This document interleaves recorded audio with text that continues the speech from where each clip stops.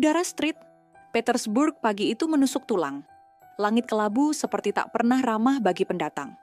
Namun bagi Dewa, pemuda asal Yogyakarta berusia 27 tahun, rasa dingin bukan hal yang paling berat, melainkan rasa asing. Sudah 2 bulan ia bekerja sebagai office boy di kantor cabang perusahaan teknologi asal Rusia, Silviana Tech. Dan sejauh ini tak ada yang benar-benar membuatnya merasa diterima. Dewa bukan orang yang mudah menyerah. Meski latar belakang pendidikannya hanya SMA, kerja keras dan sikapnya yang sopan membuat ia dipercaya oleh agen penyalur tenaga kerja luar negeri. Maka ketika tawaran kerja di Saint Petersburg datang, ia langsung menyambarnya. Meskipun hanya sebagai OB, di kantor ia dikenal pendiam, selalu datang paling pagi, membersihkan tanpa suara dan pulang paling sore. Namun ada satu sosok yang sejak awal membuatnya gugup. Elena Grigorieva, wanita berumur 32 tahun, CEO cabang Silviana Tech Street, Petersburg. Rambut pirangnya selalu ditata rapi, wajahnya cantik, dingin, dan langkah kakinya cepat serta tegas. Di balik penampilannya yang memikat, Elena dikenal sangat disiplin dan keras kepala. Dia tidak pernah tersenyum pada staf bawahannya, apalagi OB. Hari pertama Dewa berpapasan dengannya di koridor, ia buru-buru menunduk memberi salam. Namun wanita itu hanya melirik datar seolah melihat angin lewat. Kalau kamu kerja di sini, pastikan tidak mempermalukan perusahaan dengan kebodohan. Ucapnya dingin. Sambil berlalu, Dewa terdiam. Ia tidak mengerti semua kata-katanya, tapi nada suaranya menusuk. Ia tahu sejak awal bahwa posisinya rendah, tapi tidak menyangka akan sedingin ini. Hari-hari berlalu. Setiap pagi, Dewa memastikan ruang kerja Elena bersih sempurna. Meja tanpa debu, bunga segar, dan cangkir kopi yang diletakkan persis di sisi kanan. Ia belajar jadwal wanita itu. Kapan rapat, kapan moodnya buruk, bahkan kapan dia butuh kopi kedua. Namun semua itu tampaknya tak cukup. Setiap kesalahan kecil, kertas printer kurang, bunga tak segar, atau suara vacuum cleaner terlalu keras, selalu dibalas dengan pandangan sinis atau komentar pedas. Kalau kamu tidak bisa melakukan pekerjaan sepele ini dengan benar, kamu sebaiknya kembali saja ke desa asalmu, ucap Elena suatu pagi ketika mendapati cangkir kopinya tergores sedikit. Dewa hanya menunduk dalam diam. Hatinya ngilu, tapi mulutnya terkunci. Di antara cemoohan dan rasa asing itu, Dewa tetap bertahan. Ia kirim uang untuk ibunya di Yogyakarta tiap bulan. Itu yang membuatnya kuat. Namun, takdir sedang menunggu momen untuk membalikkan keadaan. Sesuatu yang tak pernah ia duga akan terjadi dan mengubah segalanya. Pagi itu, udara sign. Petersburg masih membeku, tapi tangan Dewa tetap cekatan menyusun dokumen dan membersihkan meja di ruang rapat lantai 3. Seperti biasa, ia datang lebih awal dari siapapun. Ia tahu hari itu akan ada rapat besar dengan mitra dari Jerman, dan Elena selalu ingin segalanya sempurna. Ia sudah hafal tabiat sang bos. Sedikit saja salah, kemarahan wanita itu bisa meledak. Dewa membawa baki kecil berisi cangkir kopi hitam, kopi favorit Elena tanpa gula, dengan 1 sendok penuh gula di sisi. Jalannya pelan, hati-hati, namun sebuah suara mengejutkannya. Suara lift terbuka cepat di belakang. Refleks Dewa menoleh, dan dalam sekejap cangkir di atas baki miring. Kopi hitam panas itu tumpah langsung ke meja kayu impor yang ada di ruang rapat utama. Dewa membeku. Tangan gemetar. Ia buru-buru menyeka noda kopi dengan kain, tapi noda coklat tua itu sudah menyerap. Ia coba mengelap keras-keras, tapi justru merusak permukaan meja. Detik berikutnya, langkah cepat bergema. Dari arah pintu, Elena masuk. Gaun kremnya elegan, rambut disanggul rapi, dan wajahnya dingin seperti es. Matanya langsung tertuju pada meja. "Apa ini?" tanyanya dingin. Dewa menunduk. Bibirnya ingin menjelaskan, tapi suara Elena lebih cepat. "Ini meja yang saya pesan langsung dari Italia. Tahu berapa harganya?" Dewa mematung. "Maaf, saya tidak sengaja. Saya bisa bersihkan lagi." "Kamu pikir maaf cukup?" Elena membentak tajam, menyayat seisi ruangan. "Kamu, satu-satunya hal jelek di kantor ini." Bahkan kopi saja kamu tidak bisa bawa dengan benar. Staf lain yang mulai berdatangan hanya berani melirik sekilas, lalu pura-pura sibuk. "Keluar dari sini, sekarang juga!" teriaknya. Dewa terpaku. Dunia seolah berhenti sejenak. Dadanya sesak, matanya mulai basah. Bukan karena amarah, tapi karena malu. "Apa kamu tuli? Keluar!" Elena menunjuk pintu. Dewa menunduk dalam-dalam, menahan rasa hancur di dada, dan melangkah keluar. Langkahnya berat. Telinganya masih mendengar suara cemoohan yang terasa seperti tamparan. Sore harinya, seorang manajer HR mendatanginya dan menyerahkan surat pemutusan kontrak. Tanpa ampun, tanpa kesempatan menjelaskan. Arahan langsung dari Miss Grigorieva, kata mereka. Malam itu, Dewa duduk sendiri di kamar kos kecilnya di pinggiran Saint Petersburg. Ia memandangi tangannya yang masih bergetar. Bukan karena dingin, tapi karena perasaan gagal dan tak berdaya. Ia mengingat wajah ibunya di Yogyakarta yang selalu tersenyum dalam panggilan video. Meski hidup pas-pasan, Dewa menggigit bibir. Ia tak boleh pulang dengan tangan kosong. Ia harus mencari cara bertahan. Namun di sudut hatinya ada luka yang tak bisa sembuh. Cepat dihina, dipermalukan, dan dibuang seolah dirinya tak bernilai. Tapi dunia belum selesai mempermainkan takdir. Dalam beberapa minggu, hidup Dewa dan hidup wanita yang mengusirnya akan bersilangan lagi. Tapi dengan cara yang tak seorang pun bisa duga. Sudah 3 minggu sejak Dewa dipecat, ia kini bekerja serabutan di sebuah restoran kecil milik imigran Vietnam di kawasan pinggiran Saint Petersburg.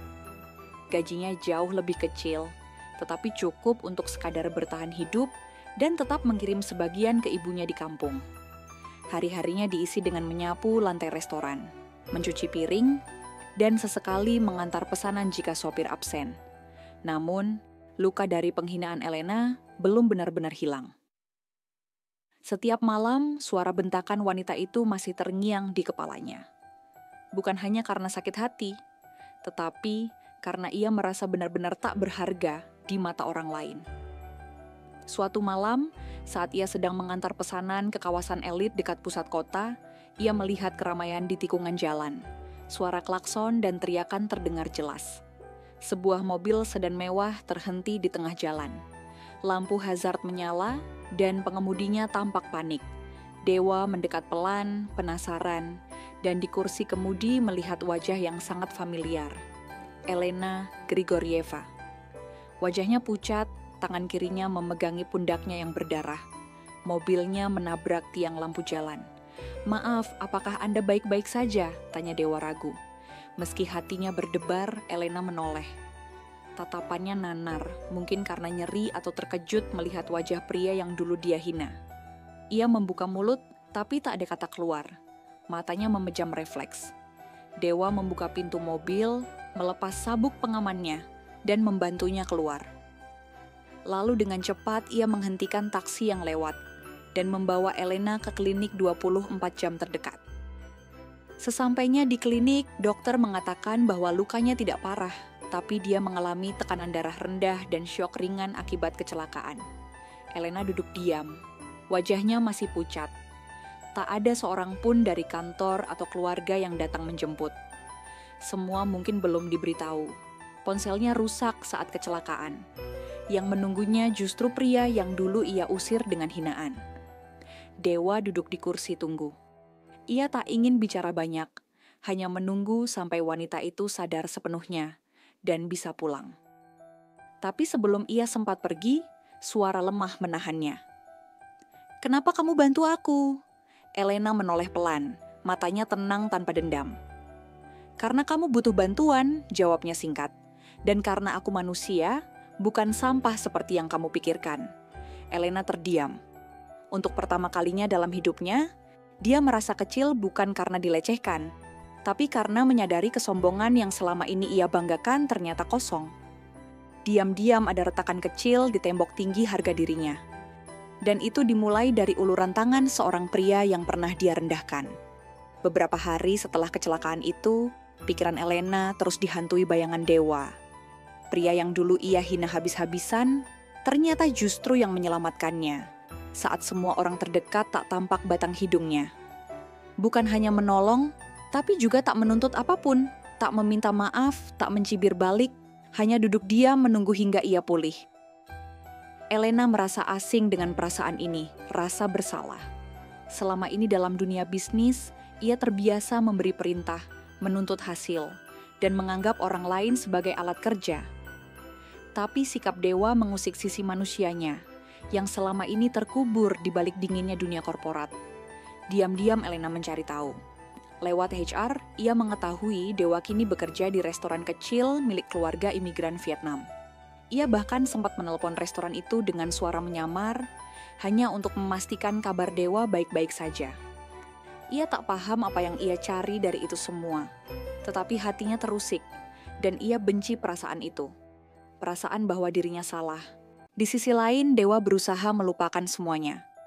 Ia menolak untuk larut dalam emosi. Baginya, hidup tetap harus berjalan. Satu-satunya fokusnya adalah membiayai ibunya dan bertahan di kota asing yang dingin. Tapi di dalam hati kecilnya, ia pun tak bisa sepenuhnya menepis bayangan wajah dingin Elena yang kini ia lihat dengan pandangan berbeda. Lebih rapuh, lebih manusiawi. Suatu sore yang tak disangka, Elena datang ke restoran tempat Dewa bekerja. Ia duduk di pojok, mengenakan mantel wol hitam dan kacamata gelap. Para staf menatapnya bingung. Bahkan sang pemilik restoran mendekatinya dengan cemas. Mengira ada masalah besar. Tetapi wanita itu hanya menunjuk ke arah dapur. "Aku ingin bicara dengan Dewa," katanya pelan. Dewa keluar dengan wajah bingung. Melihat wanita yang memecatnya kini duduk di meja makan kecil restoran murah adalah sesuatu yang tak pernah ia bayangkan. "Ada apa, Bu?" tanya Dewa sopan, tetap menjaga jarak. Elena membuka kacamata gelapnya. Pandangannya tajam tapi tak lagi angkuh. "Aku datang untuk minta maaf." Dewa terdiam. Dunia seolah membisu beberapa detik. Maaf dari wanita itu yang dulu seperti tak tahu arti rendah hati. "Aku sadar aku memperlakukanmu sangat buruk. Saat kamu tetap menolongku, aku sadar kamu jauh lebih manusiawi dari aku." Dewa menatap mata wanita itu. Ia tidak menyangka permintaan maaf itu akan membuatnya sesak, bukan karena dendam, tetapi karena akhirnya seseorang melihat nilainya. Elena melanjutkan, "Kalau kamu bersedia, aku ingin kamu kembali bekerja. Tapi bukan sebagai OB. Aku ingin kamu jadi staf administrasi. Aku tahu kamu belajar cepat dan bekerja keras. Dan aku butuh orang yang jujur." Dewa menunduk. Hatinya berdebar, tetapi kali ini bukan karena takut, melainkan karena takdir mulai bermain dengan cara yang benar-benar tak ia sangka. "Berikan aku waktu berpikir, Bu," katanya pelan. Elena mengangguk. Senyumnya tipis untuk pertama kalinya tulus. Dan di titik itu hubungan mereka tak lagi sebatas antara bos dan mantan OB. Sebuah pintu baru terbuka dan di baliknya takdir sudah menunggu dengan kisah yang lebih dari sekadar permintaan maaf. 3 minggu telah berlalu sejak pertemuan mengejutkan di restoran. Setelah mempertimbangkan banyak hal, akhirnya Dewa menerima tawaran Elena. Ya, kembali ke gedung perusahaan tempat ia dulu diusir, bukan lagi sebagai petugas kebersihan, tetapi sebagai staf administrasi divisi logistik. Gaji lebih tinggi, ruang kerja layak, dan yang paling mengejutkan, ia langsung dilatih oleh Elena sendiri. Di meja kantor baru yang jauh lebih bersih dan nyaman, Dewa mulai terbiasa dengan pekerjaan barunya. Menyusun jadwal pengiriman, mencocokkan dokumen kontrak, mengelola komunikasi dengan gudang. Ia bekerja dengan tekun seperti biasanya. Tapi kali ini suasananya berbeda. Ia kini satu ruangan dengan wanita yang dulu membuatnya merasa seperti sampah. Elena pun berubah. Dia tak lagi memanggil Dewa dengan nada tinggi. Ia memberi instruksi dengan tenang, bahkan sesekali menyisipkan pujian atas ketelitian kerja Dewa. Namun, perubahan itu tak berjalan mulus.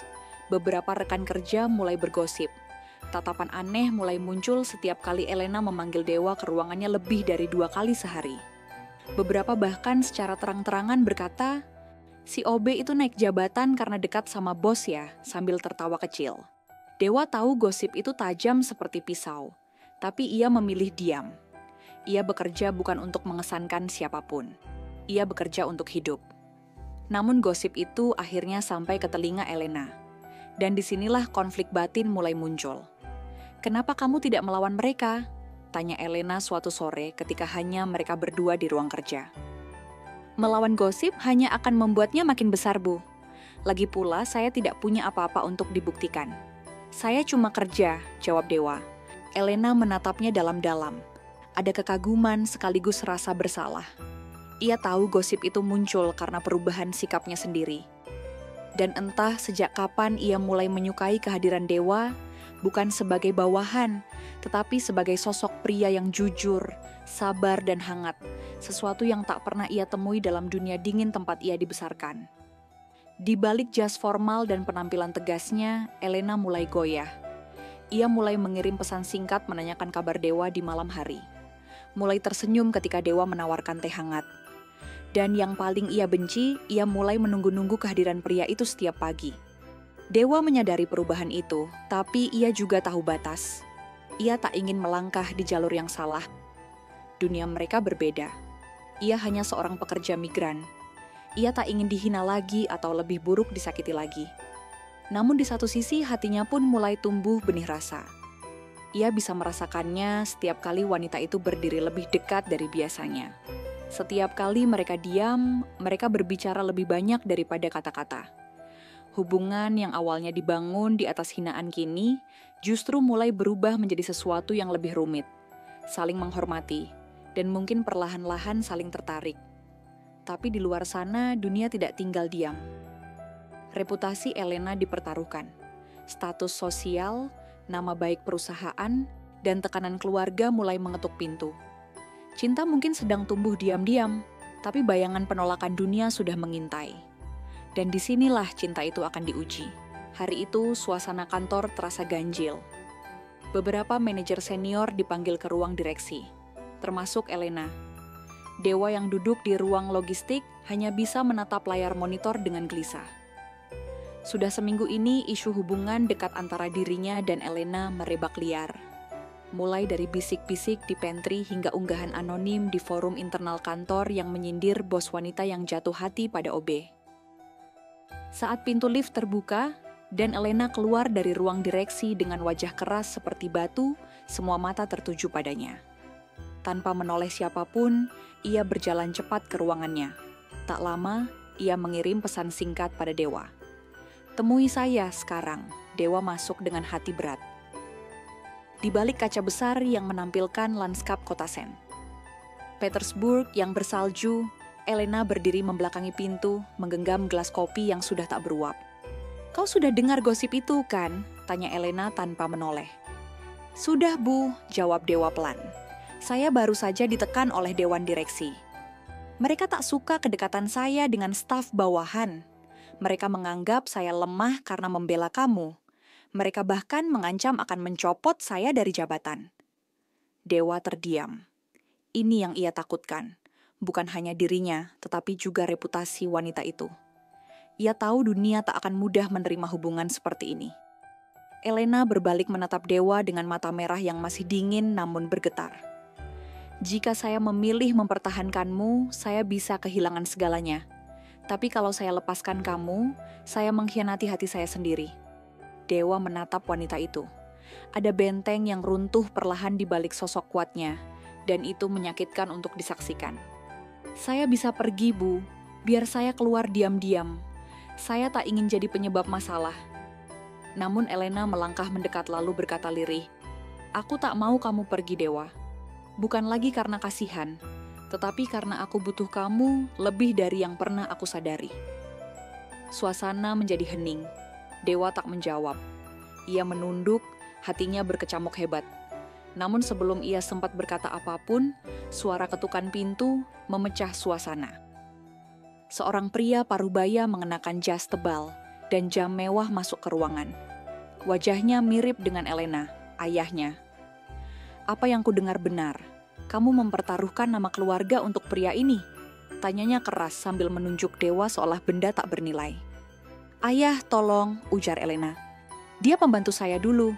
Apa kau lupa kamu Grigorieva?" Tapi Elena berdiri tegak untuk pertama kalinya. Ia menatap ayahnya tanpa tunduk. "Justru karena aku Grigorieva, aku tak ingin hidup dalam kemunafikan." Dia lebih jujur dan manusiawi dari semua pria yang pernah ayah kenalkan padaku. Sebuah jeda panjang terjadi. Dewa menatap Elena dengan mata berkaca-kaca. Gadis itu, wanita itu, memilihnya. Ayahnya pergi dengan marah. Tapi pintu yang tertutup itu adalah simbol. Tidak akan ada jalan kembali. Elena berbalik pada Dewa. Kamu tidak lagi OB, kamu bukan bawahan. Kamu lelaki yang aku pilih. Jika kamu berani, tetaplah di sampingku. Dan untuk pertama kalinya, Dewa menjawab. Bukan dengan kata-kata, tapi dengan langkah pelan mendekat lalu menggenggam tangan Elena erat. Tak ada lagi hierarki, tak ada lagi rasa rendah diri. Yang tersisa hanya dua hati melawan dunia. Salju descent. Petersburg masih turun lembut saat Elena dan Dewa berdiri berdua di balkon apartemen mewah yang kini mereka bagi bersama.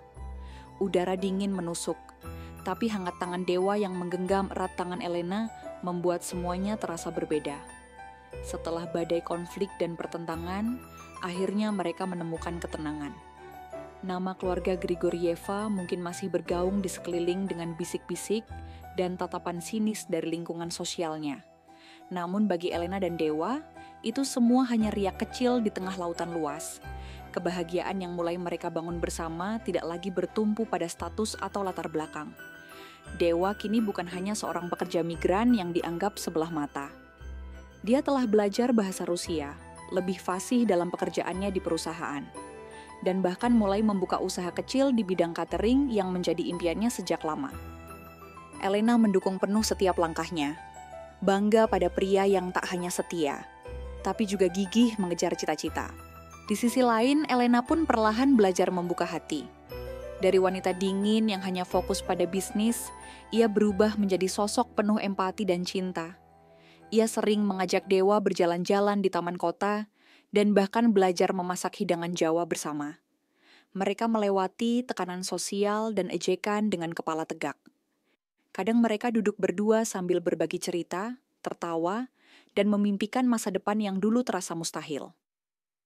Suatu sore, ketika langit mulai memerah oleh senja, Elena memandang ke arah Dewa dengan mata berbinar. Kita sudah melalui banyak hal, bisiknya. Ya, Dewa tersenyum, meraih wajah Elena dengan lembut. Aku berjanji aku akan selalu di sini, tidak peduli apapun yang terjadi. Elena mengangguk.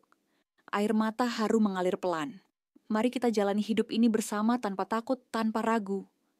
Dan di bawah langit merah itu, mereka berdua berjanji untuk saling menjaga, mencintai dan meneguhkan. Cinta mereka adalah bukti bahwa latar belakang, status, dan prasangka bisa dilampaui oleh ketulusan hati. Takdir mungkin mempertemukan mereka dengan cara yang sulit, tapi cinta menguatkan mereka untuk melangkah maju.